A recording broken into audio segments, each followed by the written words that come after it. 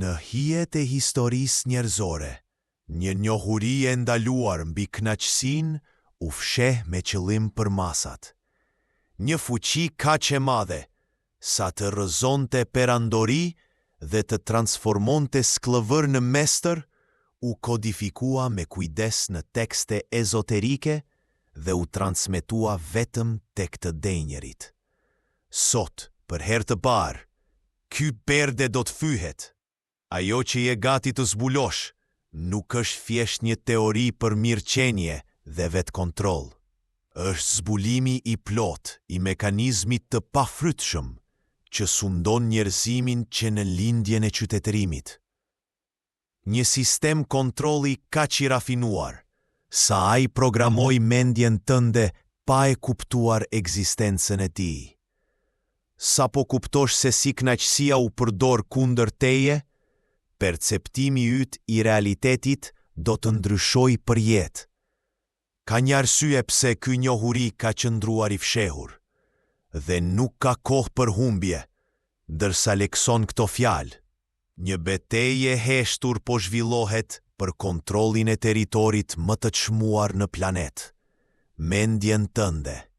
Çdo 24 orë, truri yt bombardohet me rreth 34 gigabajt informacion, se cili fragment i projektuar për aktivizimin e qendrave të shpërblimit, duke të mbajtur në një gjendje dëshire të vazhdueshme dhe të pangopur.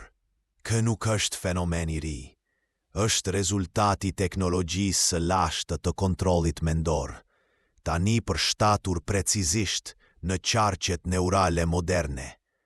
Dopamina, neurotransmetuesi i kërkimit dhe pritjes, nuk evoluoi për të sjellë kënaqësi, por për të mbajtur në një ndjekje të pafund për kënaqësinë. Serotonina, e cila rregullon ndjesinë tënde të mirëqenies, shtypet çdo ditë nga stimujt e hipernormalizuar që bombardojnë shisat e tua. Sistemi endokanabinoid, që të jep ndjesinë e lidhjes dhe pranisë, është mpakur nga kënaqësitë artificiale që ofrojnë intensitet, por jo thellësi. Kjo arkitekture neurologjike nuk është rastësi, është rezultati mijëvjeçarve të rafinimit, si të shndërrohen qeniet autonome në konsumator të varur nga përvoja gjithnjë e më të zbrasta. Tekstet e lashta vedike, mësimet hermetike, misteret eleuzine dhe traktatet alkimike ndanin të njëjtin mesazh. Kënaqësia pa vetëdije është vegla më efikase e skllavërisë që është shpikur ndonjëherë. Hieroglifet egjiptiane paralajmëronin për zinxhirët e padukshëm të dëshirës. Murgjit zen zhvilluan teknika për të thyer ciklin e tërheqjes dhe shmangjes. Sufit flisnin në enigma për burgun që duket si pallat. Të gjithë po përshkruanin të njëjtin fenomen. Kur ndjek kënaqësinë pa e kuptuar mekanizmin e saj, nuk po ushtron lirin, po ndjek një skenar të vjetër neurologjik. Ky sistem vepron përmes 4 mekanizmave kryesor. Shkëputja nga ndjesia e trupit dhe zëvendësimi me simulime, që mbingarkojnë sistemin nervor. Fragmentimi i vëmendjes që pengon përqendrimin.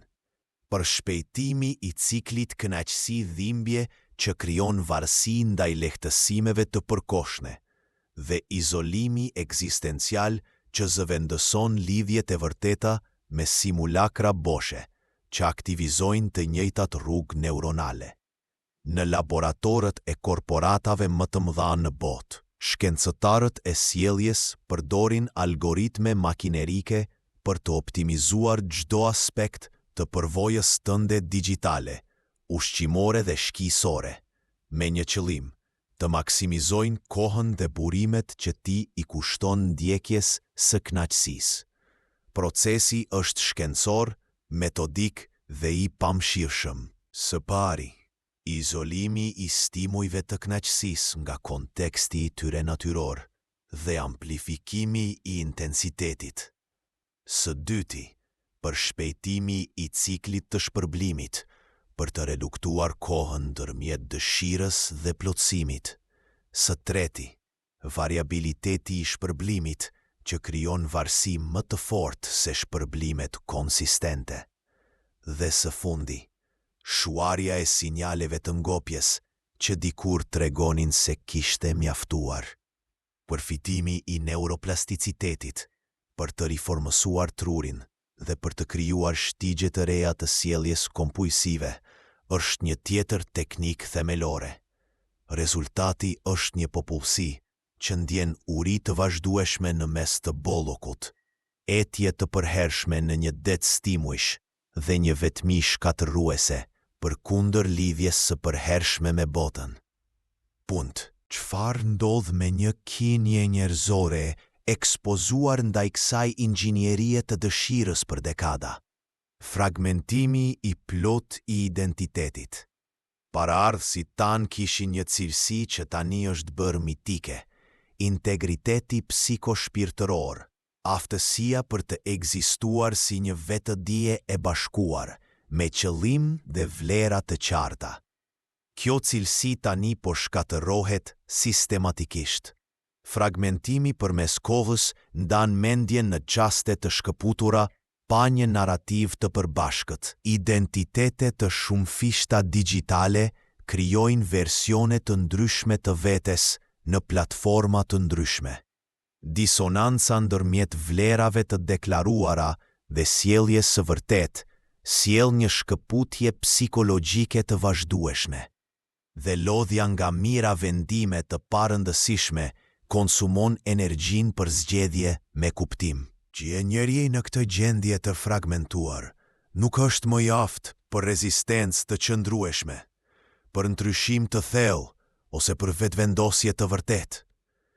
Ai bëhet një reagim automatik ndaj stimujve të jashtëm, ndërkohë që ruan iluzionin e zgjedhjes së lirë.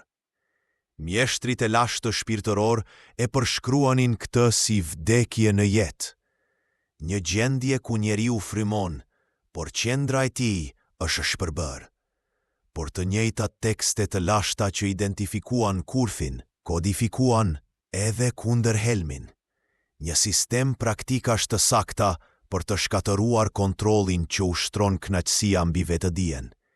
Ky protokoll nuk bazohet në mohimin puritan të kënaqësisë, por në një teknologji të avancuar për të transformuar marrëdhënien e njeriut me dëshirën dhe për të rikthyer sovranitetin neurologjik. Praktika e boshllëkut të shenjtë.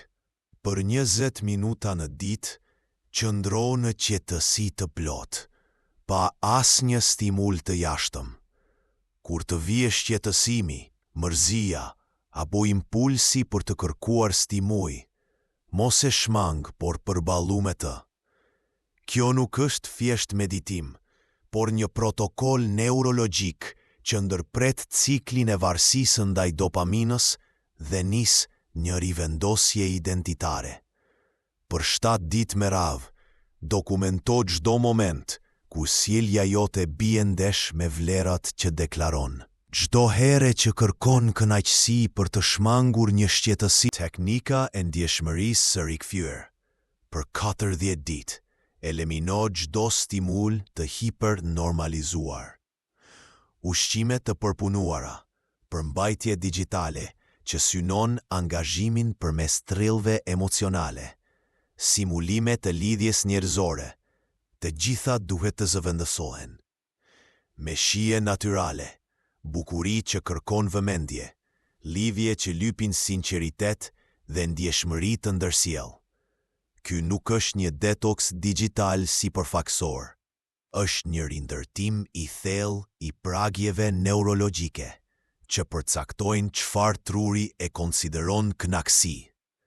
Ata që e përfundojnë këtë protokoll raportojnë ndryshime aq të thella sa përmendjet që ende jetojnë në paradigmën moderne të kënaqësisë, tingëllojnë si fantazi, por për ata që e kapërcejnë perdën e iluzionit, është më e vërtet se çdo realitet. Ky proces nuk është vetëm një rregullim, psikologjik, por një rindërtim i plot i sistemit që sundon përvojën njerëzore, neurologjikisht, biokimisht dhe për shumë shpirtërisht.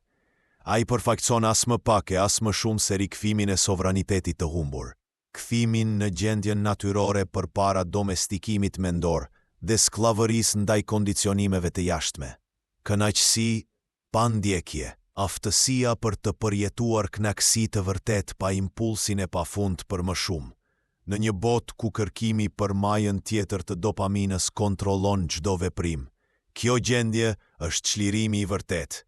Kënaqësia nuk është më kurth, por një gjendje e natyrshme, e qëndrueshme dhe ushqyese për vetëdijen.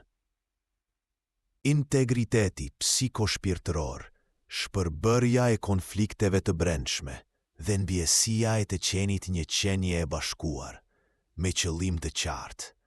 Me kalimin e kohës, zërat e shpërndar të mendjes, pasoja e traumave, ndikimeve dhe programimeve, fillojnë të harmonizohen, duke krijuar një rrjedhje të vetdijes të pastër dhe një qartësi të jashtëzakonshme.